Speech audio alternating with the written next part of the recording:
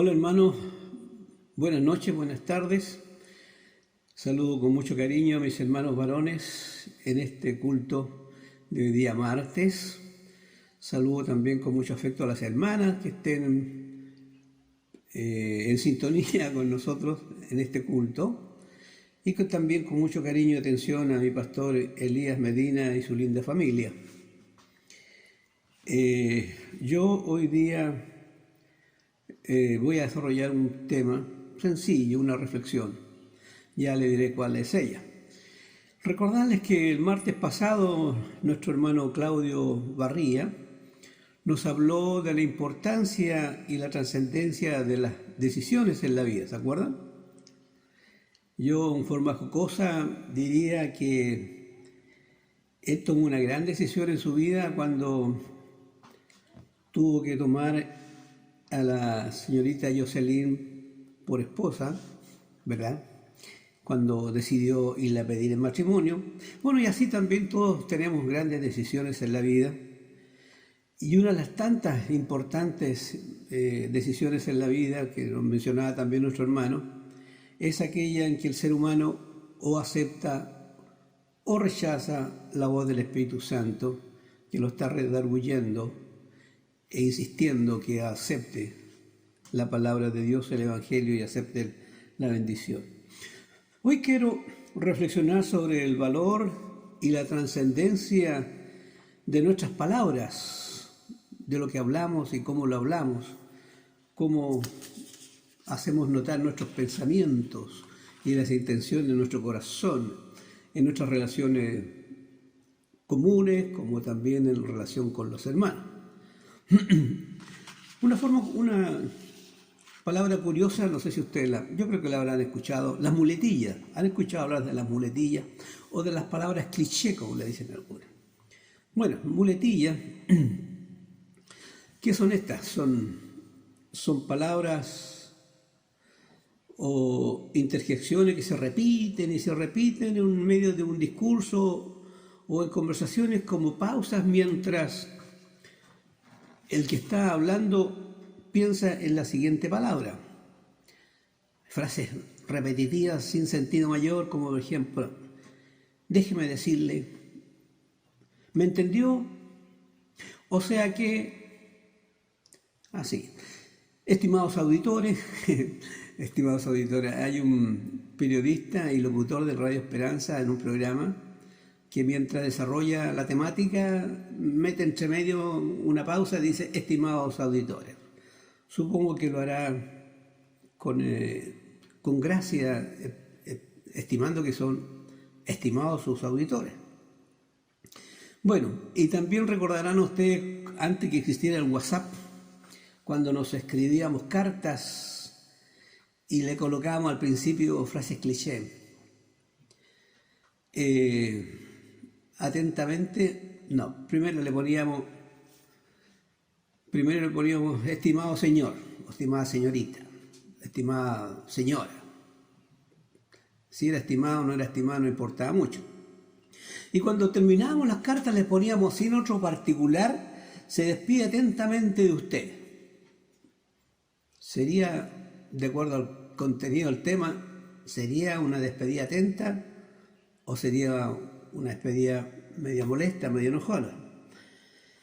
Bueno, pero, y temo que en el medio cristiano también usemos muletillas y palabras y frases aprendidas y dichas sin la valoración que tienen en su significado.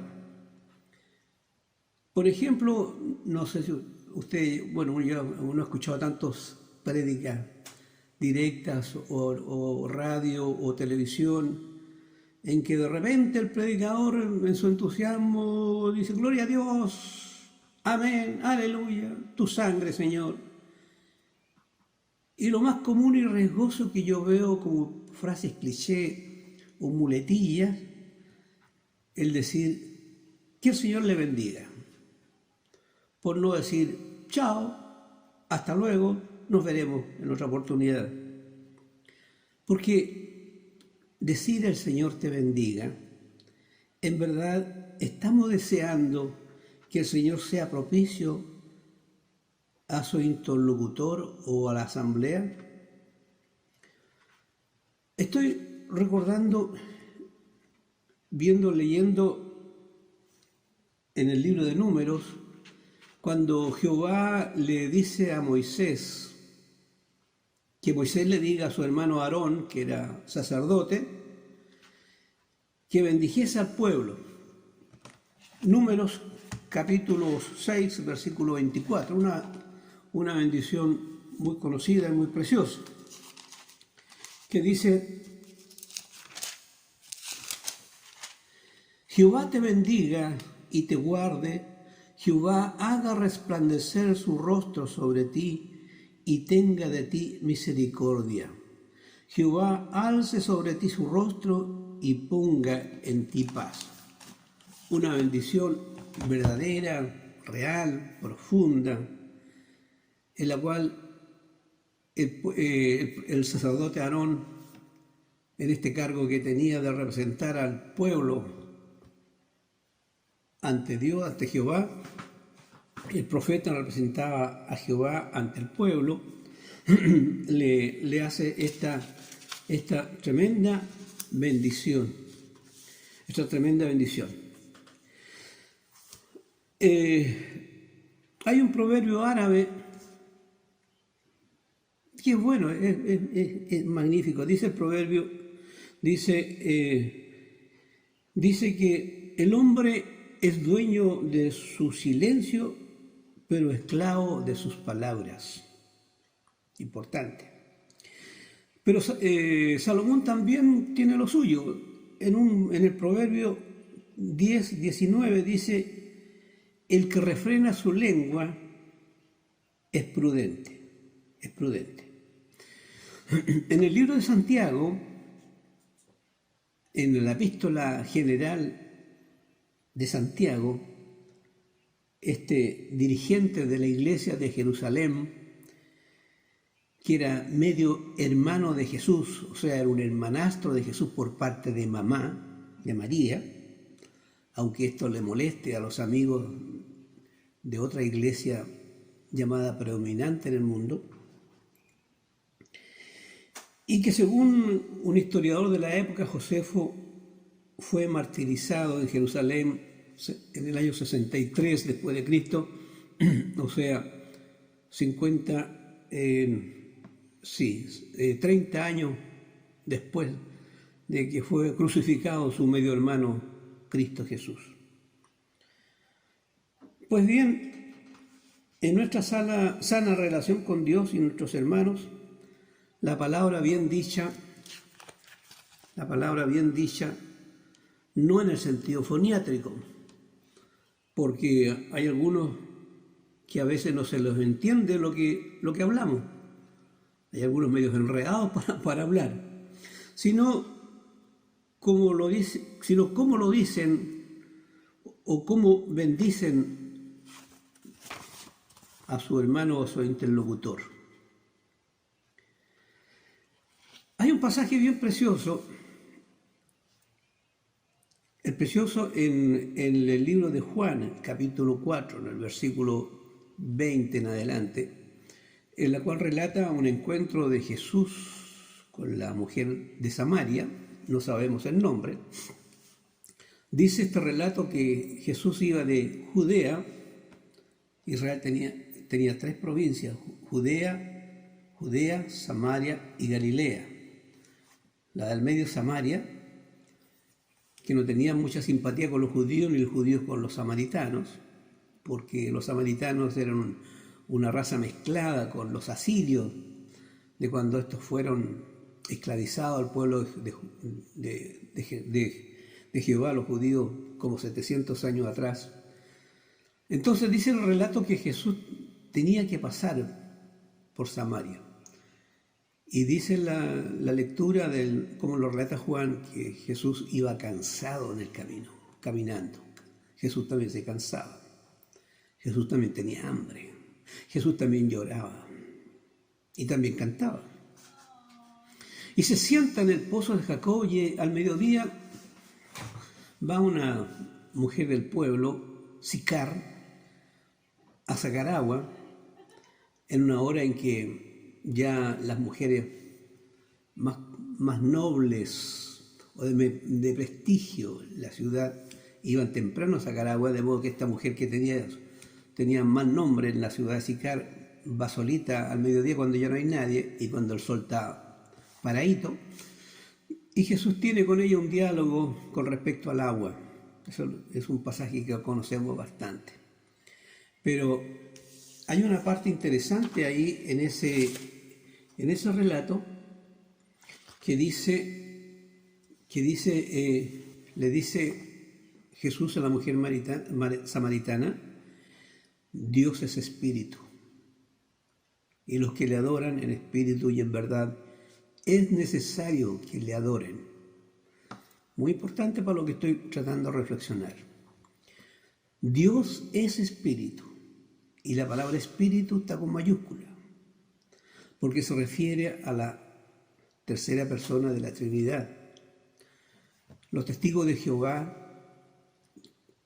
que niegan esta Trinidad en su Biblia escriben: Dios es un espíritu, y con minúscula.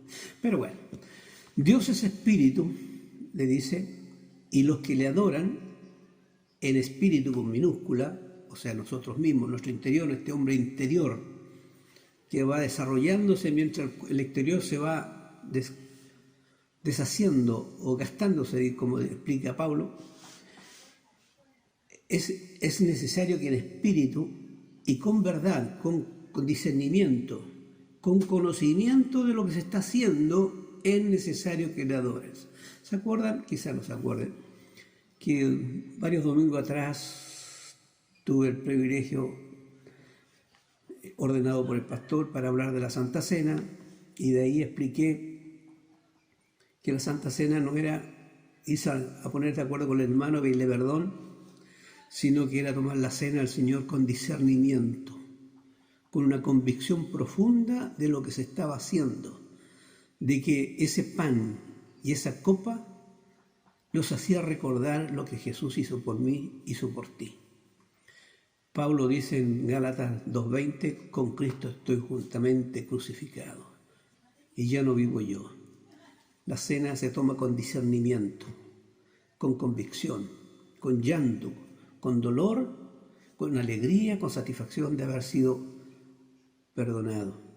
Del mismo modo, es la adoración en el espíritu y en verdad, con conocimiento de quién estamos adorando. Lo que importa no es el lugar donde adoremos, sino la forma espiritual y verdadera en que adoremos con la ayuda del Espíritu Santo. Justamente porque Dios es espíritu y necesitamos que nos ayude a adorar como debemos. ¿Pero qué es adorar en el espíritu? Simplemente hacerlo, aunque ya lo expliqué un poco, no solo con nuestro sistema físico foniátrico, abrir la boca, cantar alabanzas, desarrollar la letra, leerla, la que publican. Acuérdense, como decían nuestros abuelos, de la boca para afuera, como decían los abuelos, no se trata de adorar de la boca para afuera, sino en forma completa, cuerpo, alma y espíritu. Si es necesario adorar con la voz física, alegre o emocionada, siempre he dicho, afinado o desafinado, no importa. Hacerlo con nuestro intelecto, es decir, conociendo y dándole el sentido a las palabras con inteligencia, incluso con nuestra área emocional. Si la letra, la canción, el himno me toca profundo, lloro o me emociono, con tal de hacerlo con afecto y amor por el adorado Jesús. Personalmente, a veces tengo temor de algunas letras de himnos y coritos que yo la interprete solo o en la congregación, porque sus letras son profundas y nos comprometen nos comprometen, seremos capaces de cumplir. Estamos diciendo lo que estamos sintiendo, lo que estamos cantando, estamos adorando en espíritu y en verdad. Son nuestras palabras con sentido intelectual y emocional y espiritual afectas a lo que el Señor quiere de nosotros. Un ejemplo, hay un himno muy popular en la congregación, y en muchas, en el mundo entero, el número 15.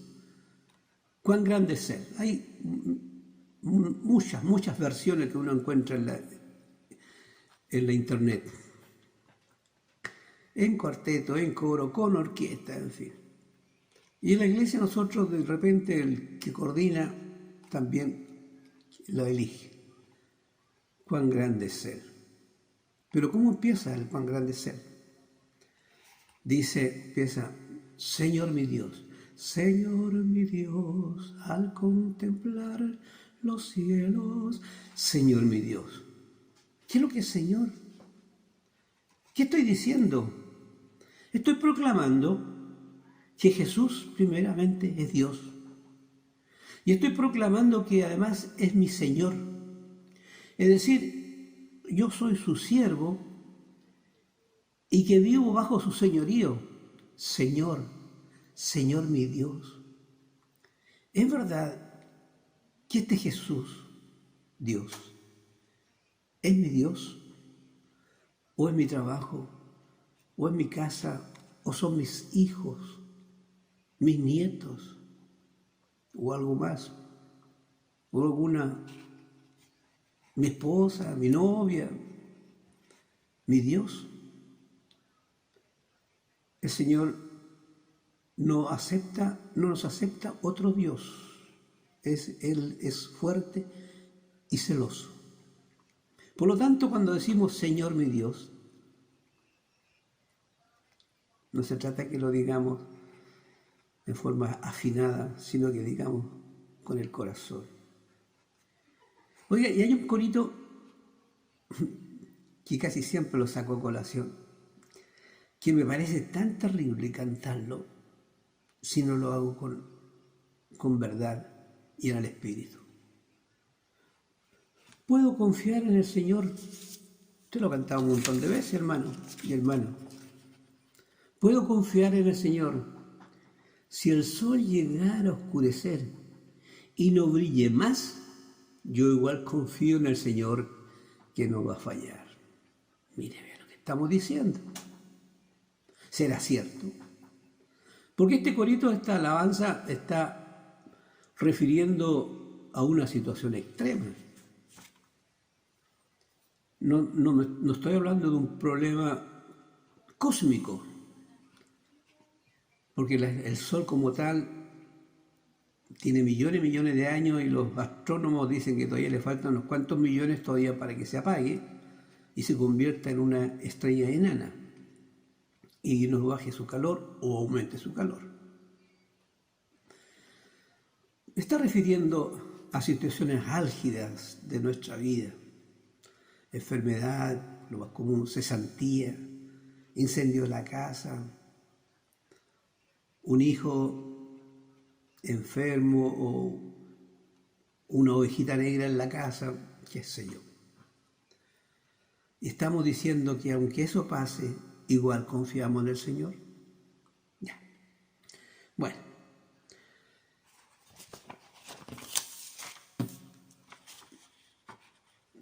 Las palabras, entonces, suelen ser parte de nuestra adoración al Altísimo, aunque también podemos adorarle en silencio y en nuestra mente que elabora el pensamiento. Por lo tanto, queridos hermanos, tengamos cuidado con nuestras palabras, nuestras frases en la congregación. A veces nosotros en la congregación también nos vamos de frases cliché.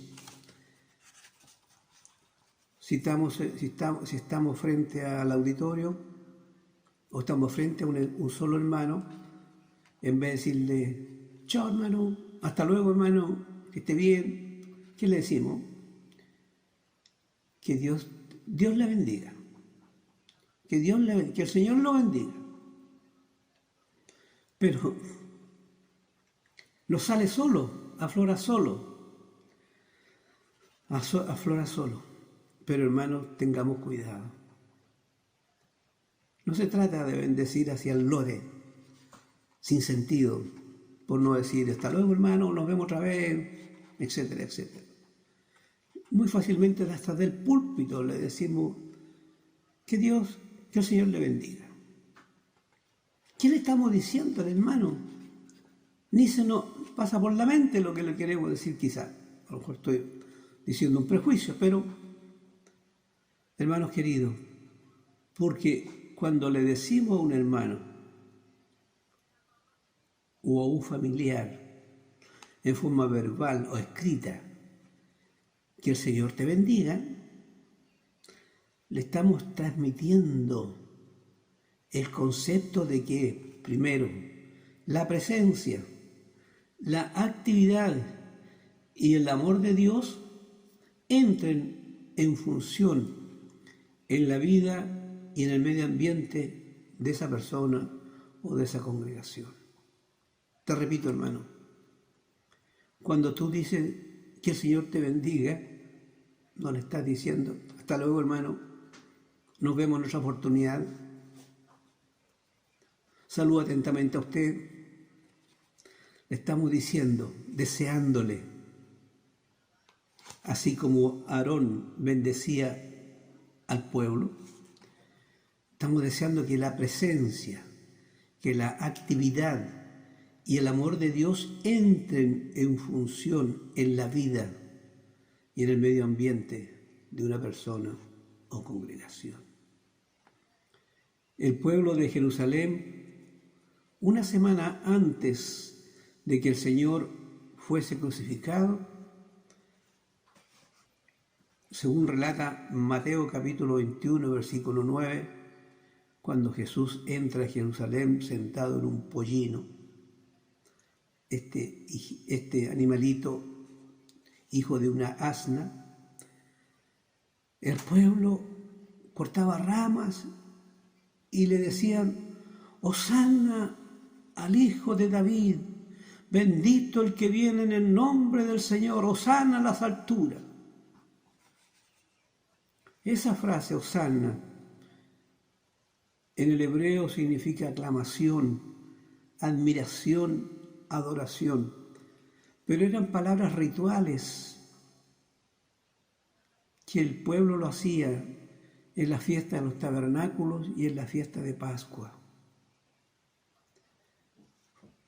Para mí y para todos nosotros era lo que diríamos palabras aprendidas, frases cliché, como decimos, porque una semanita después, un día después, esa misma gente que le decía Hosanna, Hosanna, decía crucifícale, crucifícale, crucifícale. Amado hermano, que nuestras palabras sean honestas, sean sinceras, de lo profundo de nuestro corazón, cuando nos referimos en nuestras relaciones humanas. Ya Santiago, el escritor Santiago, decía que la lengua que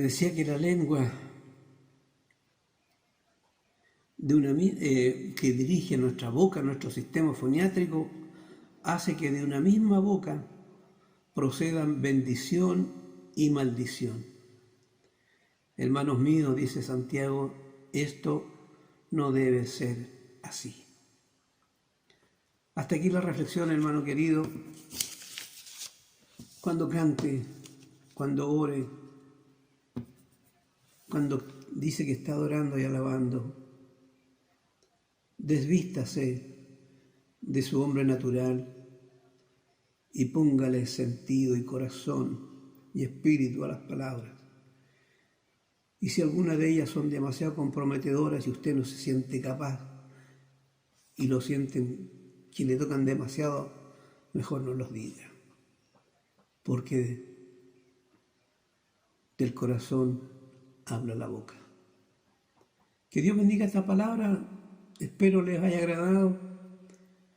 A mí me renueva el sentido de la adoración, ya sea cantando, ya sea leyendo la palabra, ya sea orando, ya sea conversando con otro hermano, y no hacerlo con motivos humanos y naturales. Hasta aquí, hermano, será hasta el próximo martes, en que habrá otro hermano que les entregue una reflexión. Chao, hermanito, buenas noches. Deseo sinceramente que la presencia del Señor, el amor de Dios el Padre, esté con ustedes y se haga presente en vuestra vida, o sea, que Dios le bendiga. Amén.